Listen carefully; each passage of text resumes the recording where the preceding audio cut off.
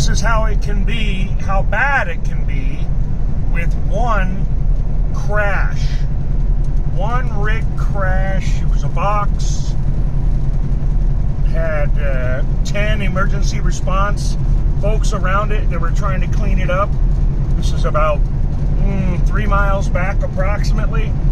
But this just, now that I think about it, New Mexico has been some of the, especially in the winter, because people don't understand the snow and ice on I-40 here, but this can really mess you up in many ways. New Mexico, you think, go, go, go, go, go, go, go, and don't want to hit the rock, passing, you better not be asleep during it and stuff like that. I don't know how the wreck happened.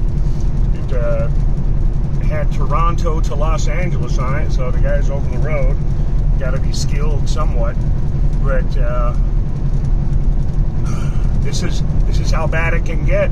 And these guys, this is a 2 hour to 5-6 hour slowdown for all these folks, and the 10,000 more that are going to come behind them.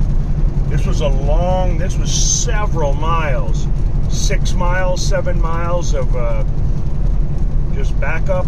Not cool. Ruins your whole day and week.